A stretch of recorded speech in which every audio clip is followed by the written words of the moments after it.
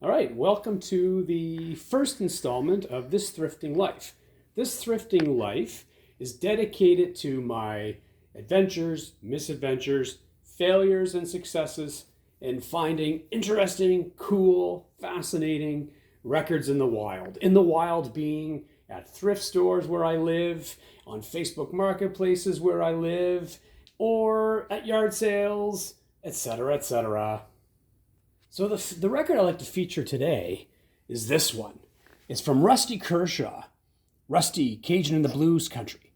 Now, this is a record I've been wanting for a long time, and I found it, believe it or not, in a piles of records.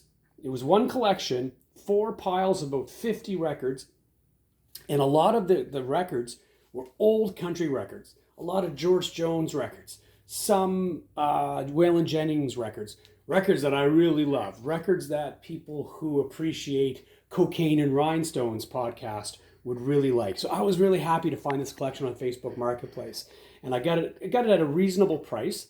But to me, the gem in those 4 piles was this Rusty Kershaw record.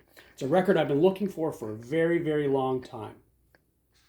Now, the reason why I've wanted this record is I'm a huge Neil Young fan. And back in 2003, 2004, whenever that controversial biography of Neil Young came out, the one called Shakey, Rusty Kershaw is mentioned in the book. And now he played some instruments on Neil Young's 1974 amazing album, On the Beach. Now, I think Rusty Kershaw played some fiddle maybe on the record, some steel guitar, a variety of instruments. And in the book Shakey, in that Neil Young biography, Shakey, Rusty Kershaw is spoken about quite frequently during the sections of the book dedicated to On the Beach. And I think he was a really interesting character. And I think Neil Young revered the guy. I think he was a really, really, really fun character. Anyways, this Rusty Kershaw record, Rusty, Cajun in the Blues Country, was made 4 years before On the Beach. It was made in 1970, so 4 years before On the Beach. And it's a good record. It incorporates Cajun music, blues, rock, country, a little bit of folk, covers all kinds of bases. And Charlie Daniels fans would like this record because he does appear on it. So in terms of value, as I like to say to people, I could care less about value. This is a record that I've been looking for, not knowing what the value of the record is. So if you go on Discogs, for example, you'll notice that this record goes for a pretty penny. I think top dollar would be $50.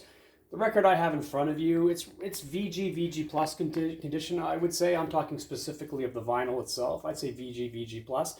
But this is a record that's going to stay in my collection. It's going to hold a very special spot in my collection. It's going to really be a part of my Neil Young obsession and those records that I associate with Neil Young. But in terms of a solo effort, this is a great record. It's a good, fun time record. Like I said, incorporating all kinds of different styles. So there you have it. Thank you for tuning in to my first installment of This Thrifting Life, in which I talk about my adventures, misadventures, in finding interesting records in the wilds.